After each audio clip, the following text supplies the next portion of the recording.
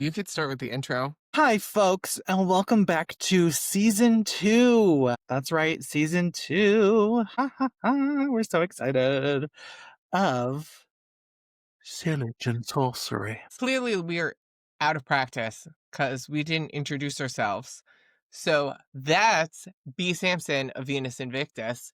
I'm Melissa Sifjardóttir of Sif Sniffs. So this one's going to be a little bit of what the hell we were doing when we were gone. Yes, So what were you doing, B, while our you were gone? cute little update episode. Well, I moved. That took up a lot of time and energy and effort and money, which is not always fun.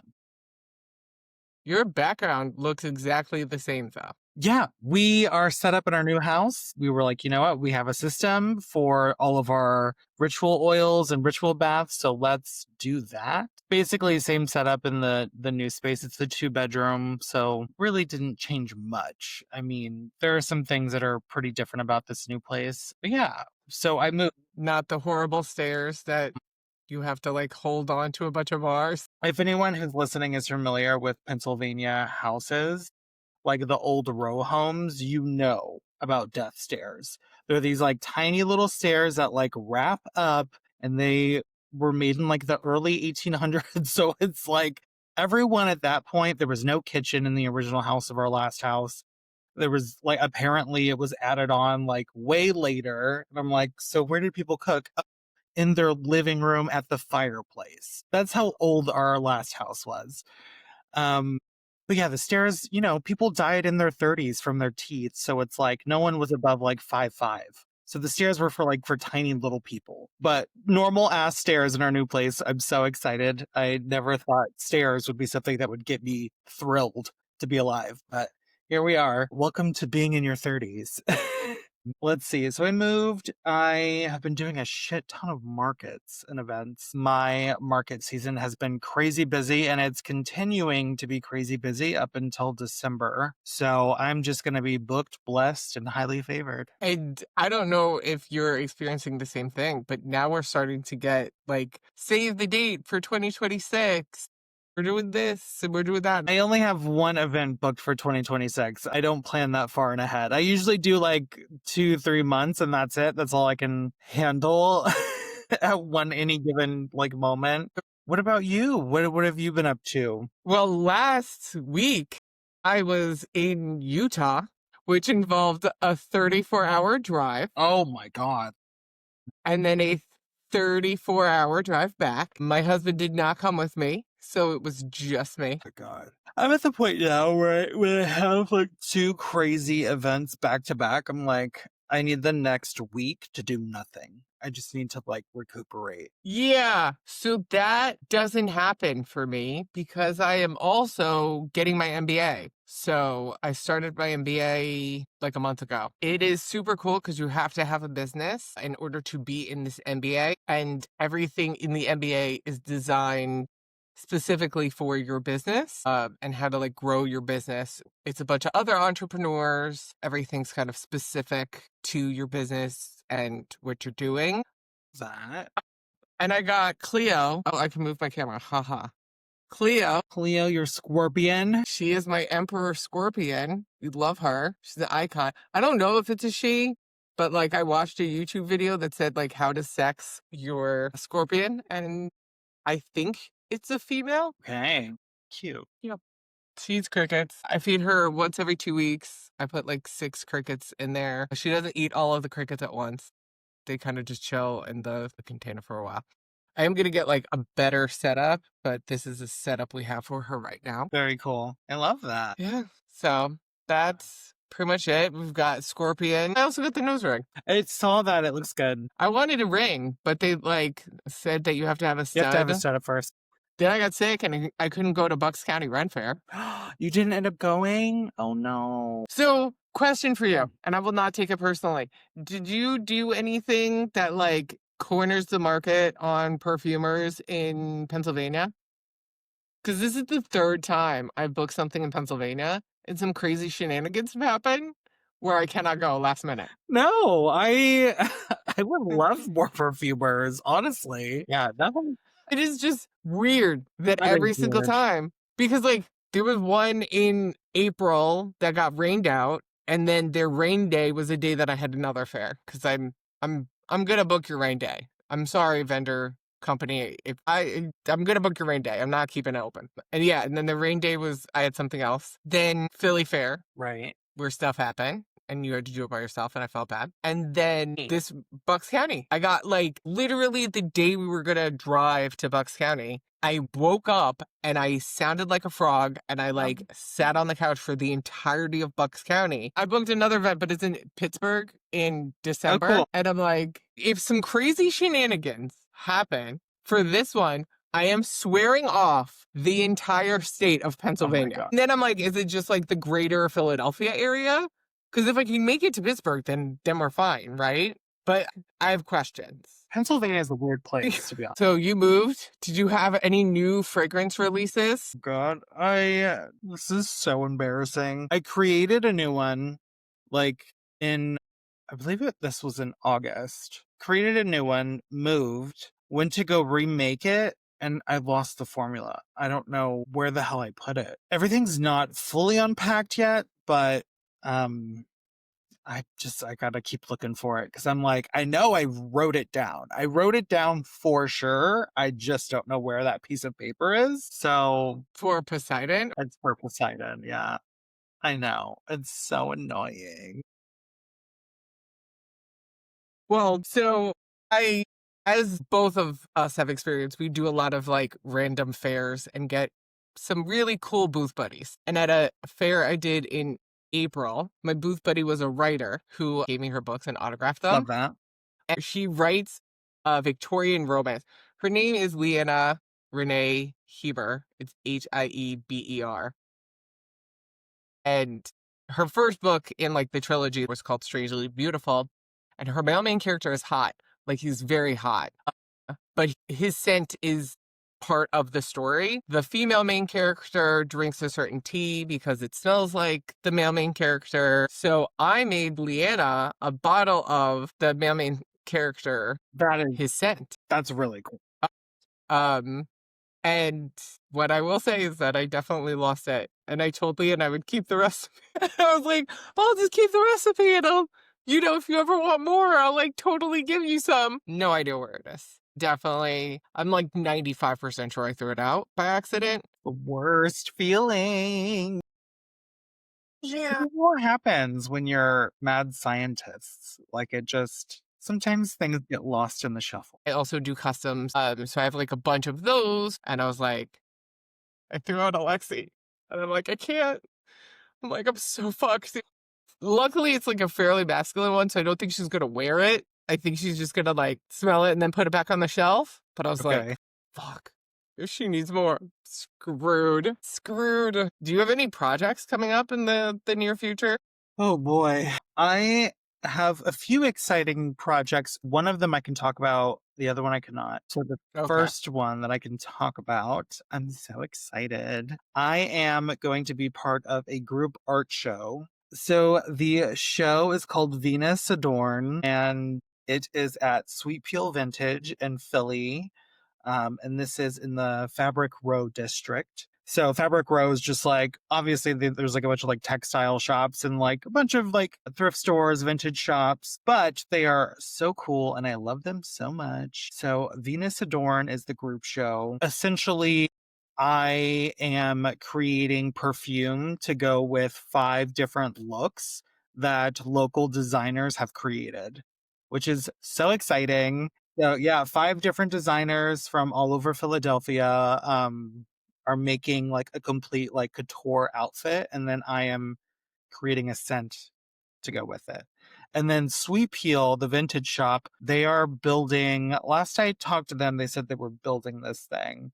I'm excited to see how it turns out, but they're building like an installation piece that's like a telephone that you pick up and you can hear music to pair that goes with the outfit and the scent. So it's like a whole sensory moment. It is on Thursday, October 2nd. 744 South 4th Street, Philadelphia, Pennsylvania, from 6 p.m. to 9 p.m. Their like little blurb about it is, this art show presents using all your senses, visual, smell, and sound. Sense by Venus Invictus, that's me. Sound by Sweet Peel, and entire handmade designs by the artists featured above. So there's Ruin Studios, a person whose brand is called Roach. Crush Studios, a designer called Siana Rossini, and then another designer called Ava Brinza. So very excited. It's going to be so cool. I haven't even started on formulating, so I have got to do that literally this week. That's what I'm working on. I did just order the bottles I'm going to be using. So excited about it. I got like 30 milliliter bottles. They're all like an ombre color, but what I'm going to do is I'm going to use glass paint and paint on the bottles. So each of them is kind of like going to go with their own theme. But then I'm going to use like negative space and like use like a knife to kind of like carve it. I don't know. It's going to be cool. I'm excited. I'll obviously be posting pictures on my Instagram about it. And then my other thing that I'm very excited about that I can't really talk about right now because we haven't locked anything down is I'm going to hopefully be making a fragrance for a place that is really cool that I love in Philadelphia. Any new releases? Well, this is gonna come out on Monday, and that is also when my fall winter collection, because we timed this shit on purpose. So my fall winter collection does come out on Monday when this launches. I'm pretty stoked about that. Finally, the Hangman gets to Hey. grace the planet. The Hangman, which has only been in development for the last like fucking year, is finally here. And I've just had to accept that vetiver to me smells like a pickle. And 2 of my scents have vetiver. I also gave myself my first chemical burn. No. That How? With what? Well, it's on me because I know that cinnamon essential oil is not good for skin. And I said, I'm going to try. And I'm going to see how much I could go before it starts to burn me. And turns out it does not take that much to burn me. But now I have built up because I still love the one that I made that has it. It's right here and I wear it because I built up a tolerance. But I can only wear like 1 spray at a time. And then I'm like, oh, all right, I got to stop. So yeah. Because I was like, all right, let's just see how much I could put. Oh my God. And then I was like, not that much. You really can't before you start burning yourself. Cinnamon's one of the ones you got to be careful for. But the good thing is that there's so many things around cinnamon that can like mimic what it is you're trying to achieve.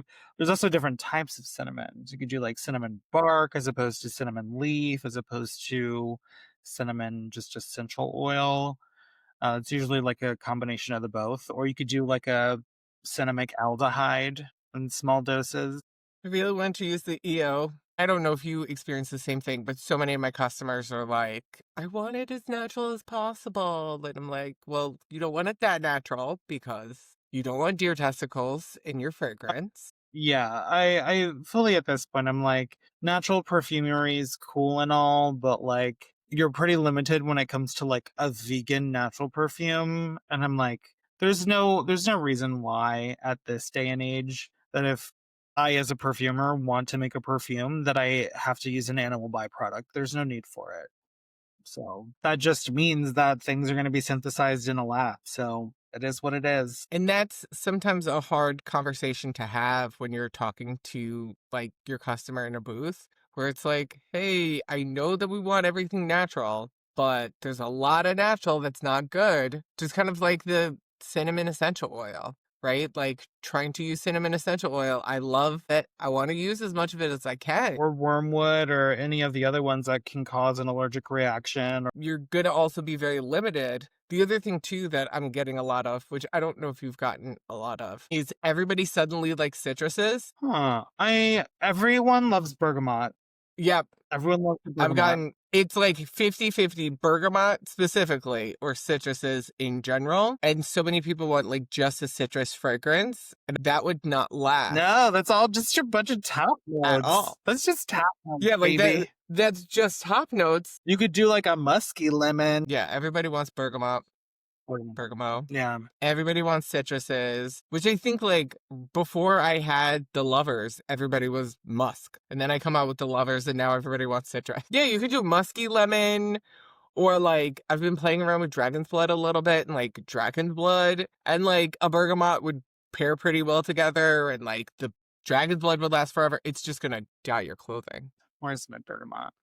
I don't use anything else for bergamot. Where the fuck is it? Oh, yeah. Bergamot Giveco 104 fragrance. I just got it all over my nose. And that's another one where the EOs, the essential oils, are skin sensitizing, and you don't want to use them because they're gonna make you in pain. Don't you want to smell like bergamot all day, though? I love bergamot, though, this one specifically, because it's like FCF friendly, so it like has the sensitizers taken out of it, so you can use as much as you fucking want of it, because regular bergamot essential oil, it's like you have to be careful because it's a citrus. Guys, everybody wants natural perfumes, but you also want stuff like bergamot, and you want your fragrance to last for 24 hours. You got a lot of requirements that we don't have the technology for. Shop with a natural perfumer if that's what you're looking for. Yeah, but even then, if you shop with a natural perfumer, they can only do so much. They exist. Phoenix Botanicals, natural perfumery. Mandy Aptel, natural perfumery. I'm sure there are many more natural perfume. Black Earth Botanica, friend of the pod, natural perfumery. Yeah. Yeah, there's tons of them, but also don't expect it to last 3 days. Don't expect to have everything the same way, and to get your like crazy expensive musk, you won't have it. It's a fun question. What fragrance trends have you noticed, and if any, in the last like few months since we've talked? I noticed that I've been seeing a lot of people interested in patchouli lately. I don't know if that's a Philadelphia thing or what, but I've been having people ask for patchouli. Musky is always going to do well forever. And also, it feels like there's a huge resurgence of gourmands coming back. I've noticed this trend over the last year or so. Gourmands are making their way back into like popularity. People are like, gourmand girly, I want them. And I'm like, okay. I read a fascinating article about gourmand fragrances, and it connected the uprise in gourmands with the use of GLP-1s, because people can't eat sweets, but they still like them. Yeah. So they just want to smell like one. Ooh, I love because they're not going to eat one. That's very interesting. I love that. And it makes sense. Yeah. So I recently, this is a fun collaboration that I did while we were gone on our break. I did a collaboration. I had an event that I worked with my friend Christina, who is the owner and operator of Bake Philly. And she is one of the most incredible bakers I've ever met. She has an entire line of cakes inspired by the Zodiac. And so I was about to do an event where she was doing a launch of them for the year. And so she had every cake from the Zodiac, and you could buy it by the slice. And I took her cake flavors and turned them into perfumes. And I did like a small little collection launch of those, almost completely sold out of them. It was phenomenal. It was so much fun. And also I had a blast making them off of cake flavors. And I'm like, do I need to make a line of cake perfume? Like, what is going on? People love cake. I love cake. Yeah, people love cake. That's why Hobbit is my number 2 top seller of all time. Hobbit has, for those of you who are listening who don't know my fragrances, Hobbit has a top note of cinnamon buns. It's cinnamon buns, nutmeg, beer. It's everything that a Hobbit loves. It is quite scrumptious. It's quite scrumptious. And that, I think people just want to smell like fall and baking year round. Well, I am so excited for this season. We're going to be talking about Jeffrey Epstein. Release the files. Shit. Release the files. Release the files. We are also doing some requests because we keep meeting you guys IRL. Very exciting. So I've had a few requests from listeners, and I put that into our lineup. We're gonna do some naturals. We're gonna do some synthetics. We're gonna have a good time with it. Yep. We're also gonna be talking about some icons who might not necessarily be known for fragrance, but also have fragrance in their history. Very excited. Oh, it's gonna be a good season. And we're doing a switcheroo. We're gonna have a switcheroo episode, upside down episode. I'm so excited for the switcheroo episode because I feel like you're going to give me all the tea that I'm going to be like, No way. Hopefully throughout we'll have one or two interviews sprinkled in as well. Yes. I have at least one person who immediately when I was, oh yeah, I have a perfume podcast, she was like, please, can I be on it? It was the first time I'd ever done a fair where there was another perfumer who was solely perfume. Yeah. And it was great because we kept sending each other customers the whole night. And like I would say not every, but like a solid 90% of my customers also were her customers, and we just were swapping them.